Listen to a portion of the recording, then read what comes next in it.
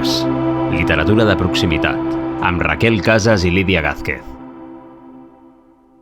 Per complir el seu somni com a editor independent, a les primeries dels anys 40, Creuset crea el segell Ediciones Selectes, amb un logotip simplement format per dues lletres E adossades amb un efecte mirall i just a sota dues lletres S en la mateixa posició, damunt d'unes onades, i enregistrar a la seu al seu domicili particular, si bé és molt probable que hi treballés des del seu despatx de la Casa del Llibre.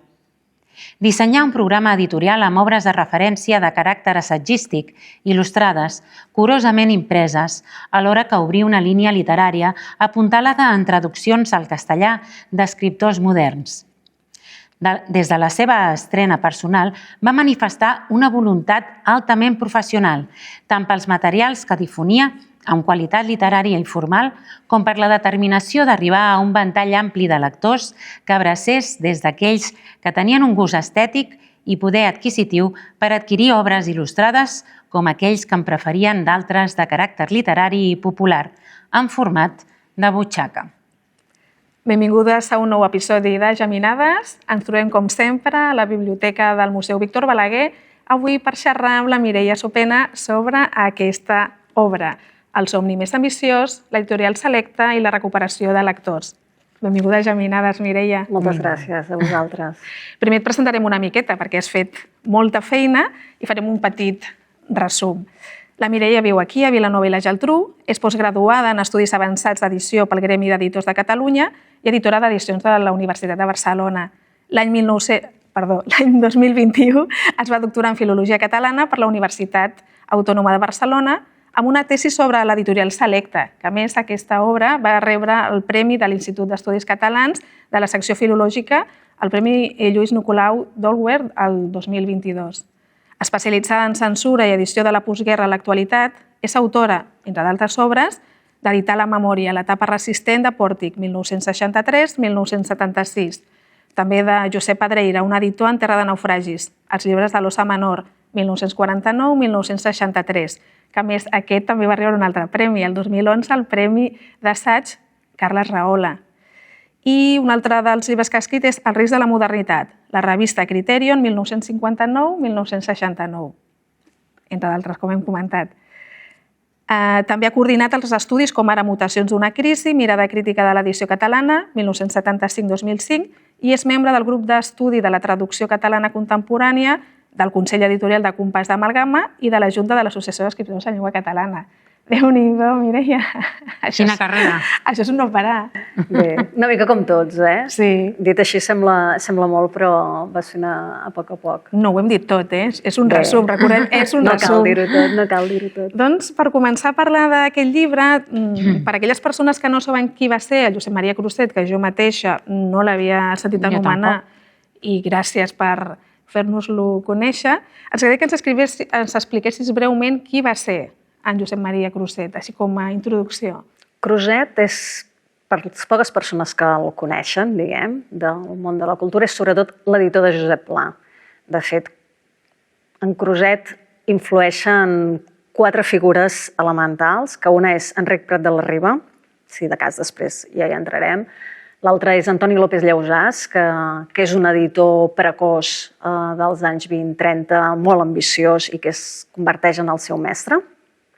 Després la família Borràs, amb qui ell s'acaba emparentant i que acaba influint en la seva mediació amb el règim, en alguns moments determinats, i acaba contribuint al patrocini d'algunes de les seves iniciatives, i finalment Josep Pla. Ell és qui publica dels anys 40 als 60, quan malauradament mor, tota l'obra de Josep Pla i qui el converteix en el principal narrador del segle XX.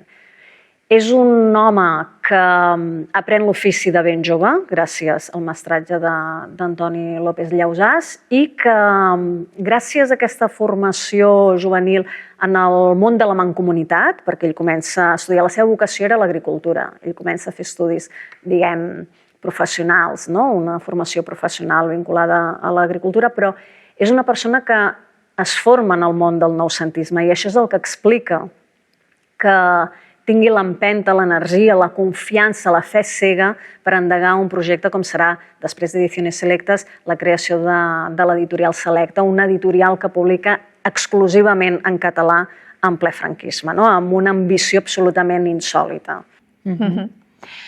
Un somni ben ambiciós, com diu el títol, i que parteix d'aquesta idea tan potent, no?, que trobem en el títol. Quin és o era aquest somni? El somni era, en el cas concret de Creuset, convertir-se en el principal editor en llengua catalana.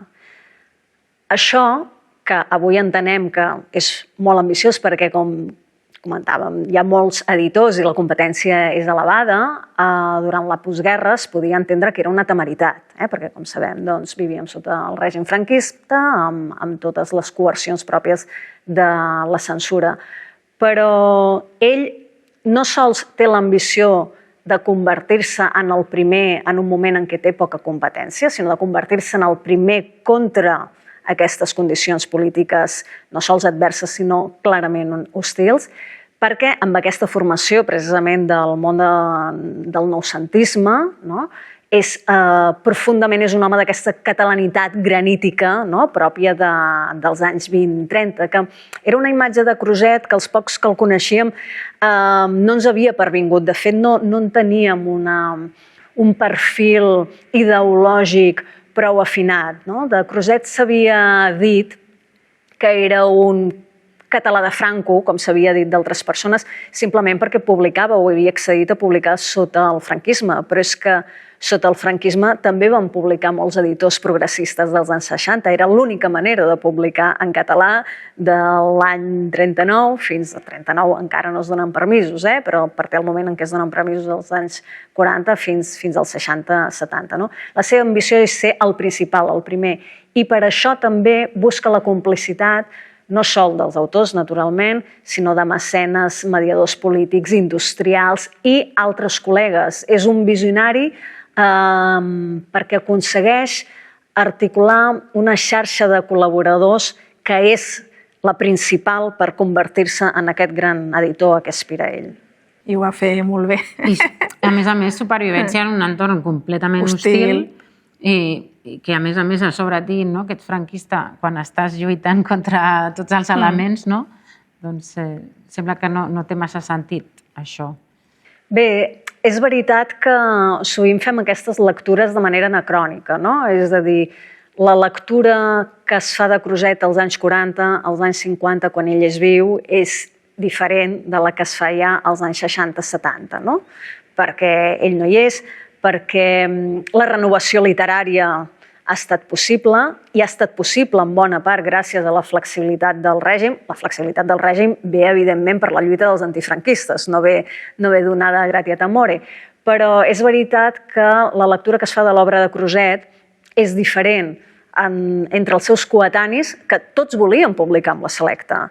Fins i tot els exiliats que són d'un catalanisme a prova de bomba, mai més ben dit, els que s'exilien, els que han anat al front voluntaris, volen publicar amb Creuset. Per tant, aquesta lectura d'un editor més o menys afecte al règim ha estat intencionada, malintencionada i poc precisa i poc rigorosa des d'un punt de vista historiogràfic.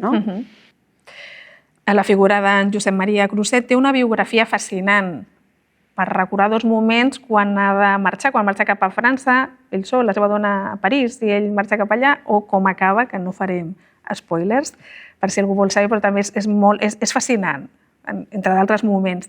Et va resultar difícil equilibrar la narració de la seva vida amb l'anàlisi històrica i editorial?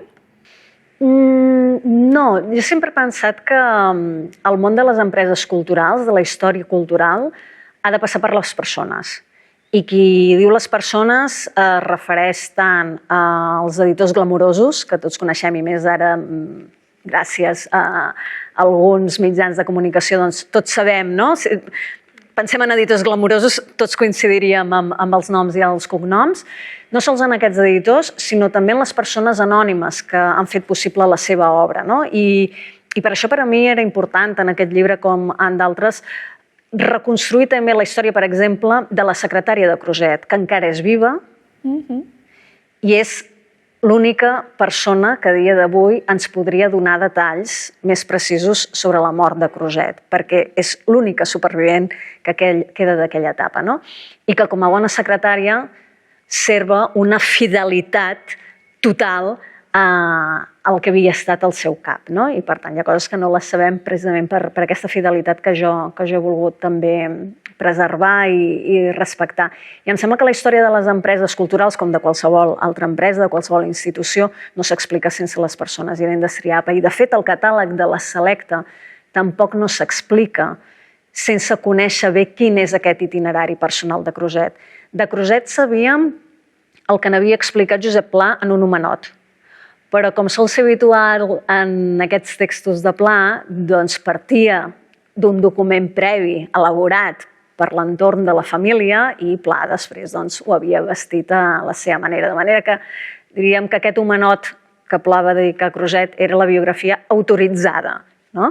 Hi havia detalls que no sabíem que havia passat per un camp de concentració arran de la fugida del 36 atemorit per la persecució, si es pot dir així, d'aquelles persones que eren acusades de feixistes, i ell es movia en un entorn burgès, i en el moment en què es produeix l'assassinat de Josep Maria Planes a la carretera de la Rabassada, tots aquests industrials, per començar, Antoni López Lleusàs, que és el seu mestre, i d'altres fugen a l'estranger, el 36-39. És en aquest moment en què ell s'exilia.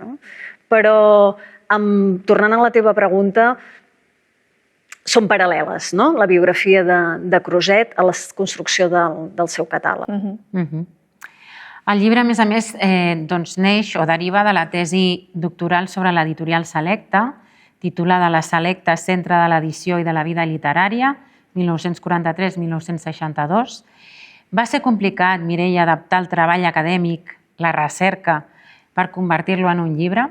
No perquè jo havia publicat altres assajos i per tant sabia que si ho havia de convertir en llibre no podia tenir el to erudit d'una tesi i ja d'entrada, més que pensar en una tesi, quan vaig començar a escriure vaig pensar en un llibre que pogués arribar a les persones interessades pel món de la cultura. Naturalment, has de refer una feina, hi ha una sèrie de detalls metodològics que en el llibre no estan explicats i justificacions d'aquestes acadèmiques que per a mi en aquell moment, com que no venia ben bé del món acadèmic, tot i que al final m'hi he acabat involucrant, però jo considero que arribo al món acadèmic més tard, perquè de formació i de vocació soc editora. Aleshores, com que em sento més editora que acadèmica, tot i que visc entre els dos mons, tenia clar que d'entrada tant l'estil com l'enfocament de la biografia havien de ser una lectura prou amable. També he de dir que en el moment en què vaig fer l'adaptació del llibre em vaig plantejar si realment, estilísticament, havia de rebaixar, si vols, l'exigència per part del lector i em va semblar que no, que de vegades subestimem els lectors i que el lector d'aquest llibre havia de poder llegir l'estil tal com estava plantejat. Crec que no està escrit amb el grau d'erudició que s'espera d'una tesi. Tots pensem en tesis amb aquell grau de detall de notes al peu. Les notes són les mínimes i em sembla que, de fet, més aviat el dilema el vaig tenir amb qüestions de tipus personal. Per exemple, en la tesi jo vaig relegar amb una nota al peu qüestions íntimes de Josep Maria Creuset perquè em semblava que en una tesi vaig tenir com pudor de posar-ho en un primer terme allà en el cos del text. Clar, era massa safareig. Sí. Tot i que ho vaig afegir com a nota al peu perquè explica quina és l'evolució del finançament de l'empresa i, per tant, no ho podia negligir. I, en canvi, en el llibre ho vaig afegir en el cost del text, perquè sacrificar aquesta nota tampoc no feia sentit. I jo sabia que les persones que coneixen Creuset el primer que buscarien serien qüestions íntimes, perquè clar, encara avui sobreviuen coetanis, no? O persones que han sentit parlar o que han viscut la Catalònia, no? Vosaltres encara recordeu la Catalònia llibreria, no? Però hi ha persones que hi van publicar l'editorial també, no? Que va ser una mica la successora de la Selecta. Jo sabia que aquesta mena de persones el primer que buscarien és, bé, podrem treure l'entrellat de quines eren les seves relacions íntimes i quin va ser el seu final o no, no? I, per tant, també em semblava que li havia de dedicar una altra mena d'espai, no? Però no va ser complicat. El llibre, que no ho hem dit abans, el publica Editorials Afers i va sortir l'any passat ja, 2025, està estructurat en 3 parts que aborden la constitució de l'editorial Selecta, l'arquitectura editorial i la creació d'un públic lector, que és l'última part. Com vas decidir aquest esquema? Tenia ja aquestes 3 funcions la tesi o ho vas crear pel llibre? Haig de dir que, com a vosaltres també us passa, sempre que comences un nou projecte et proposes emprendre metodologies i enfocaments i plantejaments diferents. I considero que en aquest llibre hi ha enfocaments diferents i també una metodologia diferent respecte als anteriors, però el fet que la vida editorial estigui tan procedimentada tampoc no et permet explicar-ne la història d'una manera molt original. És a dir, la història d'una editorial és la història dels seus llibres i els llibres els fan els autors. És a dir, que hi ha una sèrie d'elements que no pots defugir, no? I em sembla que la manera més òptima d'explicar-la sempre és la vida del llibre. I la vida del llibre comença per un autor, comença per un original, comença després per una relació amb un editor, per una correcció, una maquetació. Aquest, en el fons, és el subtext de tot el llibre. El que fa diferent aquest llibre d'altres que havia publicat o d'altres que existeixen en el mercat sobre aproximacions al món editorial és que vaig mirar d'inscriure la Selecta en una tradició i, sobretot, fer un enfocament que amb altres editorials no és possible perquè la qualitat dels autors i el volum del catàleg no ho permeten, que és explicar també la relació amb tots els coetanis.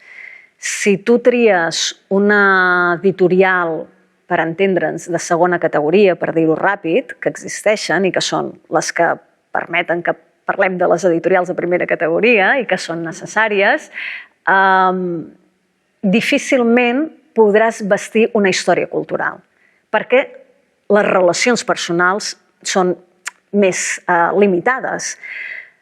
El que permetia l'estudi de la Selecta, a diferència d'altres editorials, és que és la principal editorial dels anys 40-50, no diré 60, perquè tot just ja el 60 canvia, però és la principal editorial dels 40-60. I és l'epicentre de la vida literària. Per això també el títol de la tesi, que pregunta també seria i per què la tesi es titulava d'una manera i el llibre d'una altra? Perquè per la tesi sí que em semblava que hi havia de buscar un títol acadèmic i pel llibre hi havia de buscar un títol més llaminer, diguem, que expliqués quin és l'atractiu principal d'aquesta empresa. La Selecta al Mèrit no és sols que és una editorial, és que és una empresa cultural de primer ordre, és una estructura d'estat. I l'enfocament em semblava que no podia ser un altre. En aquest sentit, l'originalitat ve més per la interrelació dels intel·lectuals, dels autors, dels mediadors, dels polítics, dels industrials, que no pas pel que és el circuit del llibre. Interessant això de les editorials com a estructures d'estat, no?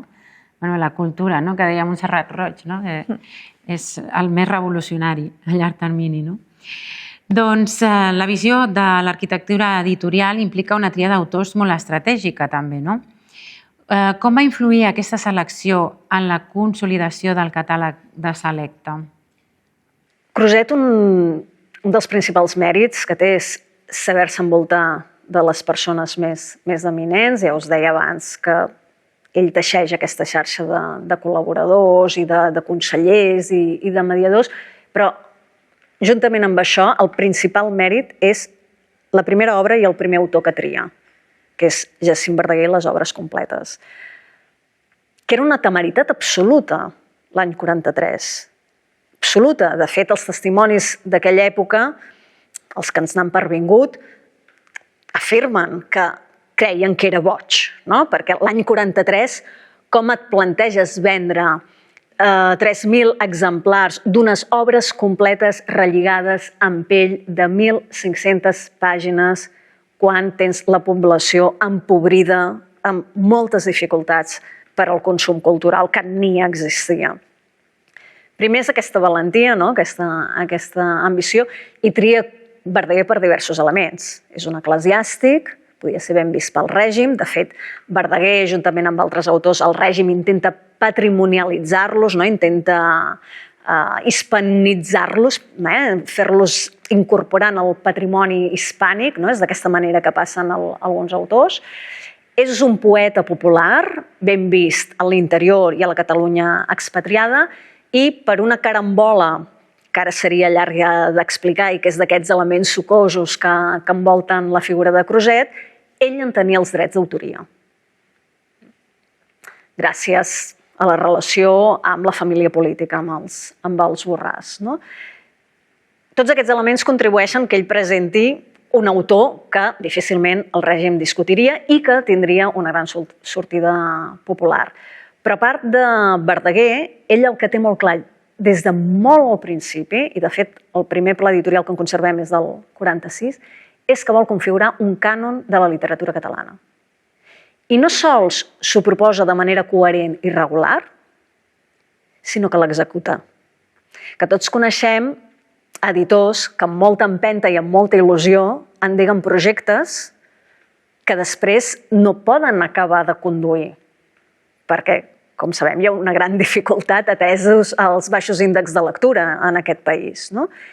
Ell no sols defineix un programa editorial que és canònic, un cànon de la literatura catalana que avui ningú no qüestiona, Verdaguer, Rossinyol, Maragall, Guimerà, Víctor Català, Carner, Riba, Segarra, Gaziel, Pla, Joan Fuster, Jean-Maria Espinàs, Estanislau Torres, Folchi Camarasa, Maria Aurèlia Capmany, les dones, quan comencen a aparèixer les dones. És un dels primers editors que comença a publicar les dones que en aquell moment poden donar a conèixer les seves obres. No?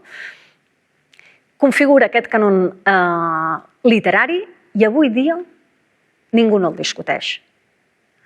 Han sortit, evidentment, altres autors que havien quedat als marges i que evidentment, atès que tenim més empresaris disposats a fer-nos conèixer aquestes obres, estan enriquint tot el que és el patrimoni literari català.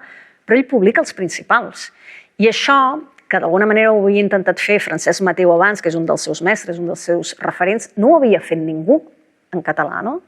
I al segle XXI ens sembla que aquest cànon estava definit de tota la vida, no? Des de l'edat mitjana, i no, és de fa tot just unes dècades. No? Li hem d'agrair, Sí. Doncs sí, tots en som d'autors. Vosaltres com a autores, els altres autors també en són d'autors perquè és la nostra tradició. Doncs a l'última part, a la dedicada a la creació en públic, analitzes premis i activitats com ara la nit de Santa Llúcia. Quin impacte concret van tenir aquestes iniciatives en l'augment de la lectura en català en plena postguerra? És una pregunta difícil. Sí. És la mare dels ous. És una pregunta difícil. Quin impacte concret? És molt interessant tota la part quan expliques com es tancaven a la llibreria, s'amagaven per decidir els guanyadors. És una part, jo crec que potser, perquè és molt dinàmica, jo crec que ens interessa a la majoria. En la part dels premis, tu no ho has dit, però també hi ha polèmiques sucoses, no? I això sempre ens interessa, perquè ens explica d'on venim i on som, i a més ens explica, i aquest és l'interès de la història editorial, que moltes de les polèmiques són cícliques, no? I els problemes i tots els debats que tenim a l'entorn dels premis literaris, ara mateix a l'entorn de la nit de Santa Llúcia, convertida en nit de les lletres catalanes, no? Ara hi arribarem. En quina mesura influeix en els índexs de lectura? Poc. poc per diverses raons. És a dir, molt menys del que ell hauria volgut. Ell s'estrena al 43 amb les obres completes de Verdaguer, defineix el pla editorial al 46 i al 47 ja té el primer balanç econòmic negatiu. És que és dramàtic, és dramàtic. La història dels editors és una història fins i tot tràgica, perquè alguns d'ells han arribat, de fet, ell mateix, a un desenllaç molt penós. Naturalment influeixen diversos factors, no sols l'empresarial, no? Però són empreses culturals molt difícils de conduir, com sabeu. Així tot, l'èxit de la nit de Santa Llúcia i dels Premis de Santa Llúcia, malauradament, no el podem, o afortunadament, no el podem avaluar només en termes econòmics ni de lectors. Perquè quin és el seu principal mèrit? Prestigiar la literatura catalana, ennoblir-la, dignificar-la. Aquella sumptuositat amb què es convocava el Premi Nadal, que neix dissimuladament per substituir el Premi Creixells, com tantes altres iniciatives culturals de país que se suplanten en aquells anys, que concedien 150.000 pessetes als guardonats, quan el Premi Aimar, que era el primer premi de novel·la en català que es concedeix a la postguerra, en concedeix 10.000. Gràcies a la mancomunitat dels editors, gràcies als esforços de Creuset per posar d'acord diversos editors industrials, mecenes, aconsegueixen igualar aquesta dotació i aconsegueixen fomentar la creació en català i professionalitzar, contribuir a professionalitzar els escriptors.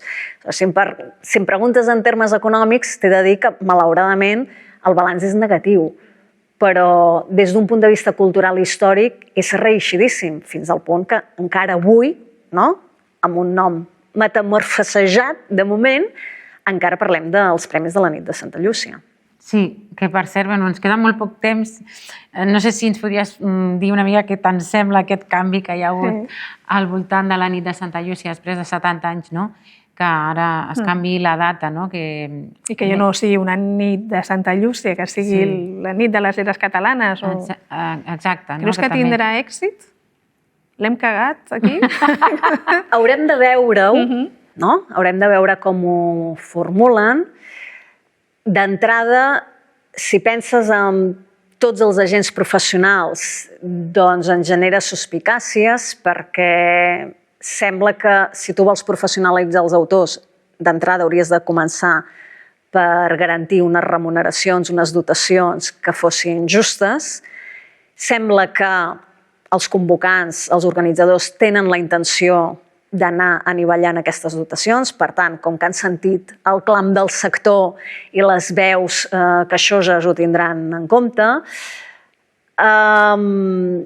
dubto que un espectacle contribueixi d'entrada també a la millora de la dignitat dels autors. M'estranya molt que els altres editors puguin tenir un espai per Sant Jordi si es convoca aquesta nit just en un moment en què tots havíem fet un esforç per desestacionalitzar el llibre. Tornem a concentrar el que era una festa literària tot just a tocar de Sant Jordi.